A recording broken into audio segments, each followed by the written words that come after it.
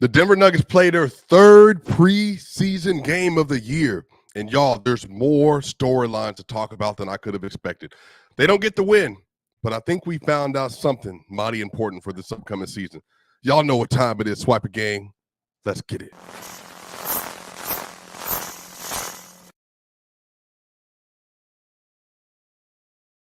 The Denver Nuggets lose to the Phoenix Suns in one of the most interesting preseason games of the year so far. And I think there's a lot of takeaways from this game. The Nuggets lose 118-114. They gave up a 37-point third quarter. No defense was being played at all. Very similar to the infamous quarter where the Denver Nuggets starters did not come out starting the third quarter because they played no defense in the first half a couple years ago. You could just tell that the team is going through motions. They're trying to figure out the lineup, trying to figure out the energy level they need to commit, when they need to commit the energy. And all across the board, everybody's trying to kind of figure out what are they supposed to be doing. Now, the starters, on the other hand, they were playing versus a team that was basically going to its third unit, as Michael Malone said. So their energy level is about what you would expect from a team that's like trying to win another championship. And they're playing against a team in the preseason, nonetheless, that they just don't have all their horses. And so it's just putting them in a really interesting spot. But today, the starters, 30 minutes played for Joker, 21 points, 14 rebounds, 9 assists, 9 of 16 from the field. He was 9 of 13 from 2, 3 of 5 from the free throw line, 1 steal, 6 turnovers, just trying to like do a lot. He tried to throw a pass over his head in the third quarter just to do it. Joker looked exceptional so far this preseason. I think he's shooting above 70% as a whole. And he's scoring versus the Celtics easily. He's scoring versus the Suns, obviously, without their best center in the game in Nurkic and all that. But overall, he looked like he's on track to have an all-time season. And I guess my first takeaway is this, y'all. It feels like Joker's going to have to carry a lot this year. We'll see. A lot of that's obviously going to come down to Jamal and AG and MPJ and them stepping up. And I'll talk about MPJ here in a second, but Joker, because the lineup is going to be so dependent on him, and because no KCP, the team is going to function differently. It's going to look differently. And as I'm kind of evaluating what exactly is happening with this Nuggets roster, I'm curious to see how everybody responds to these new roles, the new responsibilities that they're going to have over the course of this season. And today, Joker was very good, but I do think that, outside of the traditional two-man game opportunity with Jamal Murray, outside of the game, he's going to have Michael Porter Jr., Aaron Gordon. It's going to be a lot of stuff to figure out. Could Christian Braun and Jokic in an elevated role, no DHO pick-and-roll handoffs? And then on the other end, looking at Julian Strawther, Russell Westbrook, Peyton Watson, there's going to be a lot of two-man game developments that are happening this year. So how does the team respond to that? That's going to be the real question. How do they build a proper offense around Joker, and especially one that's going to be a little bit more limited as a shooting offense, but also how do you utilize the rim pressure you can get out of Peyton Watson and Russell Westbrook and Julian Strawther? That's one. Christian Braun today, 30 minutes played, 11 points, 4 rebounds, and 1 assist, 4 of 9 from the field, 1 of 3 from 3, 2 of 3 from the free throw line. Ended up being a -10 because he played basically the entirety of the game, all the way through the first half of the fourth quarter. Christian is definitely going to, I think one thing I noted today was that when the defense was playing versus Christian, they were going under the screen. And they were going under the screen versus AG. And the only way that the Nuggets and Christian and Aaron Gordon are going to be able to punish those decisions is by forcing up three-pointers when they're open. This doesn't mean taking just contested threes. But if they're going to give you 3 feet of space, which in the NBA is wide open, then you're just going to have to shoot the shot and then live with the results. And then once you get into the rhythm of shooting, Christian shot 42% from above the break as a three-point shooter. You hit those enough, they're going to stop doing that. I also think with Aaron Gordon today, he was able to shoot pretty well, shot 2 of 3 from 3, 5 of 8 from the overall field. But all the way around, I think that the Nuggets are just going to have to be wary of Christian, Aaron Gordon, and Russ, because teams are going underneath those screens. And what that does, it doesn't allow for those dribble handoff and pick and rolls that you would have like with KCP to be as fluid as you used to have them. So it's going to be really important that they're making sure how can they manufacture offense where they're able to utilize this new kind of personnel that they do have. and then subsequently still maximizing the spacing and stuff that they're going to need. The Nuggets overall, they got 36 three-pointers up today, shot 35%, but the Suns, why they won, they were 23 of 51 from three. They shot 45% from three. They got 51 threes up. The Nuggets got 36. The Suns got 11 more three-pointers than the Nuggets. They had a 33-point difference from the three-point line. The Nuggets had 8 more free throws, and they were 14 to 21. The Suns had 33 more points from the three-point line than they did.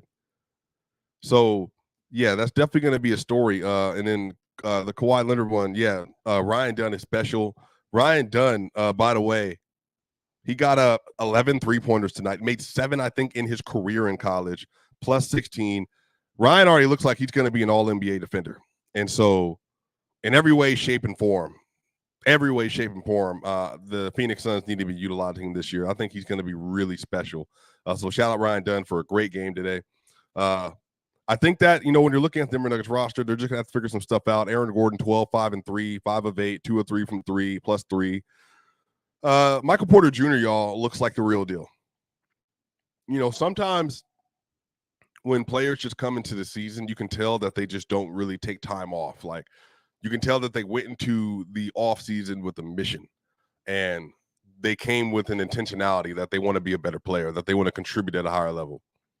And Michael Porter Jr. is that player. Mike has always taken care of his body. The only setback he's ever had is injury. He's always taken care of his body. Mike looks phenomenal in the preseason. Mike has looked like the second best player on this team in the preseason. Mike had 21 points on 8 of 13 from the field, 3 of 6 from 3, 2 of 2 from the free throw line, and he had 3 steals to boot, and he was a plus 3 in his minutes. Michael Porter Jr. looks exceptional. He is definitely going to have more responsibility this year, and especially him and Murray getting more three-pointers up to, I think, take up some of the offensive responsibility that KCP is leaving without the shooting. Mike has looked great. He was attacking the rim. He was getting downhill. He was cutting. He's able to find where he needs to be on the court, and he just has a very natural synergy with the starters, obviously, for being there for so long. But Michael is elite from the mid-range. He'll get to the mid-range, do a pump fake, kind of move the shot over, and then put it back up at a 6'10" frame. He's able to hit these spot-up three-pointers. He hit an out-of-the-bounds timeout three-pointer off the move. He put the ball in play. He came off the left side. AG set a back screen for him, comes around the pick, and he's able to hit the three in movement. Mike just has it all.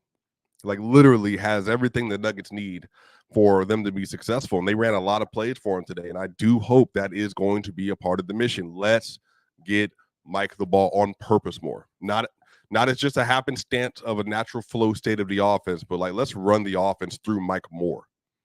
Because there's levels he can get to, and there's levels that he needs to get to for the sake of the team. So Mike had an incredible game today. He's looked really good this preseason. Jamal Murray, 19 minutes, 2 points, 3 rebounds, 3 assists, 1 of 6 from the field, 0 of 3 from 3, plus 7. Didn't start in the second half or play. I think that Jamal, the situation that he's in right now, he is going to have to prove to the audience, not like he cares about this, prove to the audience and to the fans that he's in shape, that he's ready to play, that he's ready to go, and that he is prepared to take up the responsibility of being an all-star level guard. Jamal only got up 3 3-pointers today. One thing I want Jamal to do, and I hope he does over the course of the year, is that as soon as he gets the ball, when he has any distance between him and the defender, as soon as he comes off a screen and gets the ball, fire it up. As soon as you get open 3, fire it up. Now, he does this a lot. He's really good at this, but especially getting up those frequent three-pointers, that's going to have to be a part of the mode for Jamal Murray. Consistently putting up threes because you're that elite of a shooter. You're one of the 15, if not 10 best all-around shooters in the league from 3 and from mid-range. And so is Porter. That's what makes them so dynamic. And so they both have to be able to tap into that, especially on the volume that's being requested to them. But like I said, the starters looked really good.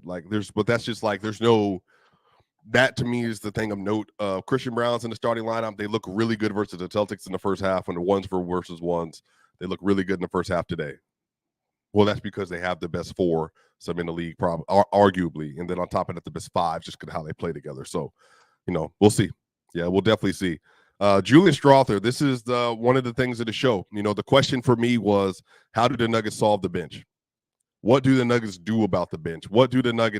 How do they build an identity around a unit with all of these new options and possibilities on it? And Julian Strawther has absolutely been phenomenal. Last game, 17 points, 6 of 12 from the field. I believe 3 of 6 from 3. Today, 30 minutes played for Julian Strawther, 21 points, 4 rebounds, 4 assists, 7 of 12 from the field, 3 of 5 from 3, 4 of 7 from the free throw line, 1 block and 1 steal, 3 turnovers. But Julian Strawther, if you did not hear me on Locked On Nuggets, if you haven't heard me say this before, I want to say it here clearly. Julian Strawther's approximation for me of what raises the Nuggets ceiling, his game most reminds me of Jordan Poole. Julian has this ability to beat you off the dribble. He has the ability to beat you off a move. He has the ability to beat you off the catch. He has the ability to beat you out of elevator screens, down screens, whatever the possibility. Julian has the kind of shot that you can get off so quickly from so far away that's the kind of offensive piece you need to separate yourself from other teams, especially off the bench unit. And I think the key to making the Russell Westbrook experiment work with the bench unit is going to be him and Julian Strawther being able to play off of each other. Because Russell, he did a really good job of creating pressure today at the rim, and that's what he does really well. Russell had 9 points. He has 6 assists. He also was 3 of 8 from the field. He was 1 of 2 from 3, 2 of 2 from the free throw line. Now, Russ's thing is that he has an issue finishing, but that's been a part of Russ's for years. Russ is, just to remind people, I think he's turning 36. I believe this in just a couple months. So it's not that he's 35. November 12th, he'll be 36. This is just a part of the process as you get older. And I think that in order for the Nuggets to maximize Russ, they're going to have to maximize the spacing around him. And a lot of this is making sure that he has optimal players around him that fit that lineup. And I think Hunter Tyson today, he was 0 of 4 from 3, 0 of 6 from the field. Not good. Shot chucking. Dario Saric, 6, and 2 today, 3 of 9, 0 of 4 from 3. Zeke Naji, 11 points and 2 rebounds today. He was 2 of 3 from 3, 4 of 5 from the field. He played actually pretty well today, again, versus the third unit and then the fourth unit. Trey Alexander got some minutes, got 4 minutes today. But all the way around, the things that are really going to help this team, they're just going to have to be able to find a lineup construction on the bench where Russell Westbrook is able to do what he does best, which is create and get to the rim and to find people. Keep the turnovers down. He had 2 turnovers, 6 assists. That's fine. That is fine. You can live with that as a secondary ball handler, which is obviously secondary to Jamal and them. But on the other end of this is Julian Strawther, Vlatko Cancar. They have to hit their shots. Peyton Watson's another one, has to hit his shots when he gets to playing again. Christian Braun has to hit his shots. Jamal Murray has to hit his shots. Those are all players. When you're playing in a kind of roster construction like this, you're going to have to be able to find ways to mitigate some of the spacing issues you're going to have. And Russ, to his credit, 1 of 2 from 3. He got a corner 3 today. He was wide open, and he took it, and he hit it. He had one that was more contested, and he missed it. So the way that I'm thinking about this is the Nuggets already know that this is their identity. They're going to be a little young on the bench. They're not going to have as many floor spacers as you would like. KCP leaving is a huge blow. But will they be able to make sure that they're putting the right rosters and right lineups together? So one of the things that I noticed today, so here's a couple of them. So the first 2 bench unit that we saw today was Russell Westbrook, Julian Strawther, Jamal Murray, Dario Saric, and Nikola Jokic. And the next one was Russell Westbrook, Christian Braun, Julian Strawther, Hunter Tyson, Dario Saric. Now, what I think is going to happen in the regular season is that Russ and Braun, they could definitely possibly play together this year. But I think Russ, Julian Strawther, Dario Saric, Michael Porter Jr., Aaron Gordon, that's probably going to be one of the units right there. Like, how do we maximize the defense and the length and stuff that we're going to need? And then how are we able to make sure we're prioritizing like spacing and other things like that? It's going to be really curious to see Hunter Tyson. And you can tell the Nuggets are wanting to get more threes up because Sarge is taking threes, Tyson's taking threes, Julian's taking threes, Murray was already talked about, Porter was already talked about. They want to get 3-point shots up, but they're really going to have to because of the way the Nuggets play, they're going to have to almost force the issue to hit those threes. They're going to have to force the issues to hit those threes. And they shot 36 today. Unfortunately, it's going to have to be close to 38 to 40 this year. And that's not even outrageous. That's just kind of the league that we are in right now. But again, they had a 33-point deficit from the 3-point line. Come on now. 33-point deficit from the 3-point line today.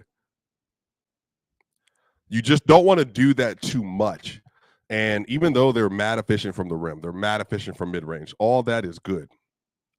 You still want to be able to find ways to manufacture 3-point shots. And they have the personnel to do it.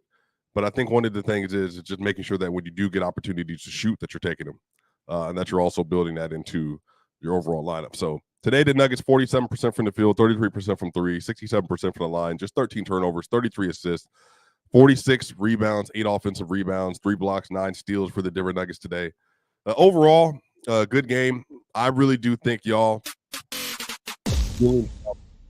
I think the answer is the Denver Nuggets bench. I'm excited to see what he looks like with Peyton Watson and Russell Westbrook. But Julian, 21 points off the bench. Michael Porter Jr., 21 points as the starter. Jokic, 21, 14, 8, 7. Looks like the best player in the world.